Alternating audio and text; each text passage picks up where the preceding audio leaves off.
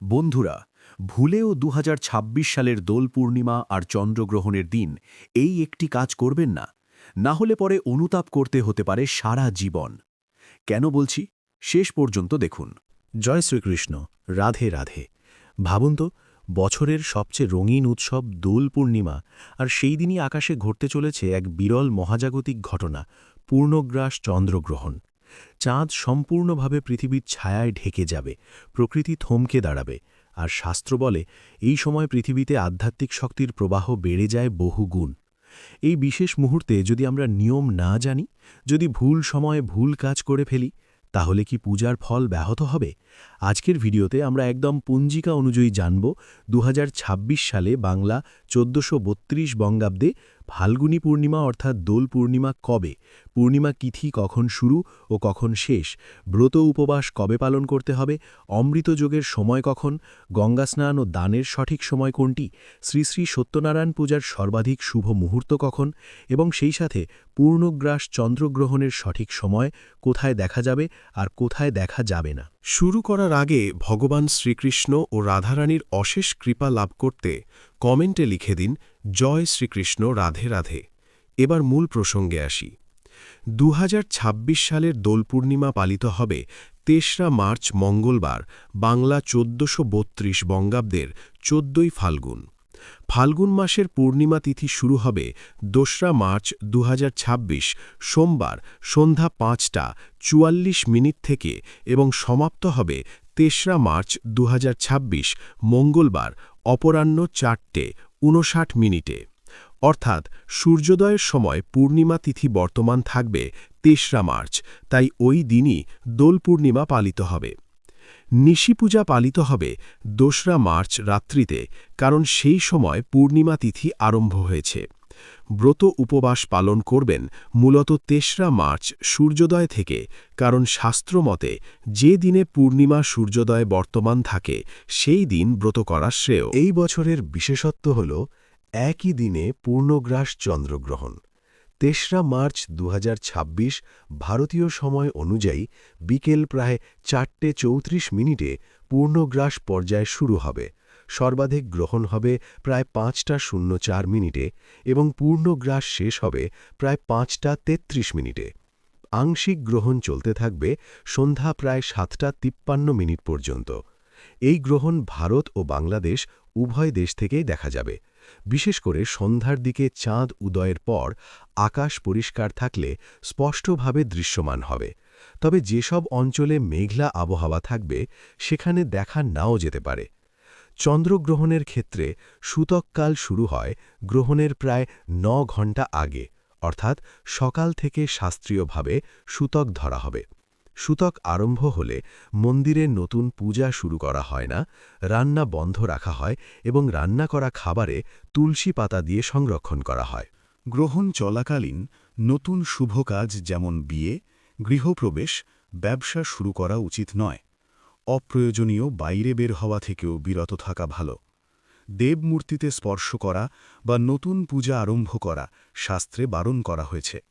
তবে এই সময় জপ, তপ, গীতাপাঠ, মহামন্ত্র কীর্তন, ধ্যান এগুলোর ফল বহু গুণ বৃদ্ধি পায়। অনেক সাধক এই সময়কে বিশেষ সাধনার সময় বলে মানেন। গ্রহণ শেষ হলে প্রথমেই স্নান করা অত্যন্ত শুভ। গঙ্গাজল মিশিয়ে স্নান করে ঘর শুদ্ধ করে দেবমূর্তিতে গঙ্গাজল ছিটিয়ে পুনরায় পূজা আরম্ভ করা যায়। এরপর দান করলে বিশেষ পুণ্য লাভ হয়। দোল পূর্ণিমার দিন অমৃতযোগের সময় অত্যন্ত শুভ বলে মানা হয়। সন্ধ্যা ৫টা ৪০ মিনিট থেকে রাত ৭টা ১২ মিনিট পর্যন্ত শ্রী শ্রী সত্যনারায়ণ ব্রত ও পূজা করলে বিশেষ ফল লাভ হবে। এই সময় ভক্তিভরে পূজা করলে সংসারের শান্তি, সমৃদ্ধি ও সন্তানের মঙ্গল হয় বলে শাস্ত্রে বর্ণিত আছে। গঙ্গা স্নান ও দানের সময় থাকবে সূর্যোদয়ের পর থেকে বিকেল ৪টে ৫৯ মিনিট পর্যন্ত। যারা গঙ্গায় যেতে পারবেন না তারা গঙ্গাজল মিশিয়ে স্নান করলেও পুণ্য লাভ করবেন। অন্নদান, বস্ত্রদান, মিষ্টান্নদান এই দিন অত্যন্ত ফলপ্রদ। এবার একটি অত্যন্ত গুরুত্বপূর্ণ বিষয়, গর্ভবতী মহিলাদের করণীয়। শাস্ত্র অনুসারে গ্রহণকালে গর্ভবতী নারীদের বিশেষ সতর্ক থাকতে বলা হয়েছে। গ্রহণ চলাকালীন বাইরে না বেরোনো, ধারালো বস্তু ব্যবহার না করা, সেলাই বা কাটাকাটি কাজ না করা এবং পেটের ওপর অযথা চাপ না দেওয়া শ্রেয়। এই সময় শান্ত মনে ভগবানের নাম জপ করা, ভজন শোনা, কপালে গঙ্গাজল স্পর্শ রাখা এবং মানসিক স্থিরতা বজায় রাখা অত্যন্ত মঙ্গলজনক। ভয় পাওয়ার কিছু নেই, কারণ ভক্তিভরে ঈশ্বর স্মরণই সবচেয়ে বড় সুরক্ষা। দোল পূর্ণিমার পবিত্র দিনে, বিশেষ করে যখন পূর্ণগ্রাস চন্দ্রগ্রহণ ঘটে, তখন খাদ্যাভ্যাসের উপর বিশেষ সতর্কতা অবলম্বন করা অত্যন্ত গুরুত্বপূর্ণ। শাস্ত্রমতে গ্রহণের সময় প্রকৃতির শক্তির পরিবর্তন ঘটে এবং সেই সময় আমাদের শরীর ও মনের ওপর সূক্ষ্ম প্রভাব পড়ে। তাই এদিন আহার-বিহারের বিষয়ে বিশেষ নিয়ম মানা উচিত। গ্রহণ শুরু হওয়ার আগে অর্থাৎ সূতককাল শুরুর পূর্বে হালকা ও সাত্ত্বিক আহার গ্রহণ করা উচিত। ভাত, মুগ ডাল, সেদ্ধ শাকসবজি, ফলমূল, দুধ, দই, ছানা, লুচি, খিচুড়ি ইত্যাদি নিরামিষ ও পবিত্র খাদ্য গ্রহণ করা যায়। অনেকেই এই দিনে উপবাস পালন করেন, বিশেষ করে যারা দোল পূর্ণিমার ব্রত বা শ্রী শ্রী সত্যনারায়ণ ব্রত করেন। তারা ফলাহার বা নির্জলা উপবাস পালন করতে পারেন নিজের সামর্থ্য অনুযায়ী। কিন্তু গ্রহণ শুরু হয়ে গেলে কোনো রকম রান্না করা বা খাবার খাওয়া শাস্ত্রে নিষিদ্ধ বলা হয়েছে। গ্রহণের সময় রান্না করা খাদ্য গ্রহণ করা উচিত নয়, কারণ সেই সময় পরিবেশের নেতিবাচক শক্তির প্রভাব বৃদ্ধি পায় বলে মনে করা হয়। যদি আগে রান্না করা খাবার থাকে, তবে তাতে তুলসী পাতা বা কুশ ঘাস স্পর্শ করিয়ে রাখা উচিত। এটি খাদ্যকে আধ্যাত্মিকভাবে শুদ্ধ রাখে বলে বিশ্বাস করা হয়। গ্রহণ চলাকালীন সম্পূর্ণভাবে খাদ্য ও জলগ্রহণ থেকে বিরত থাকা উত্তম। বিশেষ করে গর্ভবতী মহিলা, শিশু ও বয়স্কদের ক্ষেত্রে সম্পূর্ণ উপবাস না করে চিকিৎসকের পরামর্শ অনুযায়ী হালকা ফল বা জল গ্রহণ করা যেতে পারে। তবে গ্রহণের সময় নতুন করে রান্না বা গরম খাবার খাওয়া উচিত নয়। এদিন মাংস, মাছ, ডিম, পেঁয়াজ, রসুন, মদ্যপান বা তামসিক খাদ্য সম্পূর্ণরূপে পরিহার করতে হবে। অতিরিক্ত মশলাদার বা ঝাল খাবারও এড়িয়ে চলাই শ্রেয়। গ্রহণ শেষ হবার পর স্নান করে পরিষ্কার বস্ত্র পরিধান করে তারপর নতুন করে রান্না করা খাদ্য গ্রহণ করা উচিত। অনেকেই গ্রহণ শেষে গঙ্গাজল ছিটিয়ে ঘর শুদ্ধ করেন এবং তারপর প্রসাদ গ্রহণ করেন। বিশেষ করে গর্ভবতী মহিলাদের ক্ষেত্রে শাস্ত্রে বলা হয়েছে গ্রহণের সময় ধারালো জিনিস ব্যবহার না করা, সেলাই না করা এবং বিশ্রামে থাকা উচিত। খাদ্যের ক্ষেত্রেও ভারী বা বাসি খাবার এড়িয়ে চলা উচিত। সম্ভব হলে তুলসী পাতা রাখা জল বা হালকা ফল গ্রহণ করা যেতে পারে।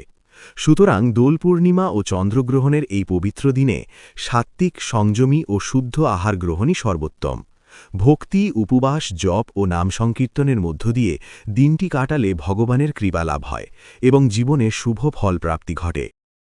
দোল পূর্ণিমা শুধুমাত্র রঙের উৎসব নয়, এটি শ্রীকৃষ্ণ ও রাধার প্রেমের প্রতীক। এই দিনে আবির অর্পণ করে যদি আন্তরিক প্রার্থনা করা যায়, হে প্রভু, আমার জীবন রাঙিয়ে দাও ভক্তির রঙে, তাহলে সেই প্রার্থনা কখনও বিফলে যায় না। 2026 সালের দোল পূর্ণিমা তাই একদিকে ভক্তির উৎসব, অন্যদিকে মহাজাগতিক ঘটনার সাক্ষী। সঠিক সময় জেনে, শাস্ত্র মেনে, ভক্তিভরে পালন করলে জীবনের শুভ পরিবর্তন। বন্ধুরা, শাস্ত্রে স্পষ্ট বলা হয়েছে গ্রহণকালে পরিবেশের নেতিবাচক শক্তি প্রবল হয়ে ওঠে। বিশেষ করে চন্দ্রগ্রহণে চাঁদের সঙ্গে মন, রক্ত এবং দেহের সূক্ষ্ম শক্তির সম্পর্ক থাকে। 2026 সালের এই দোল পূর্ণিমা যদি চন্দ্রগ্রহণে আবৃত হয়, তাহলে মনে রাখবেন, এই সময় সহবাস করলে দাম্পত্য জীবনে অশান্তি বাড়তে পারে। গর্ভধারণ হলে সন্তানের শারীরিক বা মানসিক দুর্বলতার আশঙ্কা থাকে, এমন বিশ্বাস বহু পুরাণে উল্লেখ আছে। গ্রহণকালে কামবাসনা বৃদ্ধি পেলে তা নিয়ন্ত্রণ না করলে পাপ ফল ভোগ করতে হয়, এমন সতর্কবার্তা বিভিন্ন ধর্মীয় আচার গ্রন্থে দেওয়া হয়েছে। বিশেষ করে পূর্ণিমা তিথি নিজেই অত্যন্ত শক্তিশালী, তার উপর গ্রহণের ছায়া। এই সময় শুদ্ধতা বজায় রাখা অত্যন্ত জরুরি। শাস্ত্রমতে গ্রহণের সময় দেহ, মন ও আত্মা তিনটিকেই সংযত রাখা উচিত। এই সময় সহবাস, ঝগড়া, অপবিত্র কাজ সবই বর্জনীয়। অনেক প্রাচীন আচার্য বলেছেন, গ্রহণকালে দেহ সুখ নয়, ঈশ্বর স্মরণই একমাত্র পথ। তাই সেই দিন যদি অসাবধানতায় সহবাস করা হয় তা দাম্পত্য জীবনে অশান্তি, মানসিক দূরত্ব, এমনকি আর্থিক সমস্যার কারণ হতে পারে, এমন বিশ্বাস বহু ঘরে প্রচলিত। আসতে পারে। ভিডিওটি যদি আপনাদের উপকারে আসে অবশ্যই লাইক করুন, শেয়ার করুন এবং আমাদের আধ্যাত্মিক পরিবারে যুক্ত হতে সাবস্ক্রাইব করুন। আবারও কমেন্টে লিখে দিন, জয় শ্রীকৃষ্ণ, রাধে রাধে।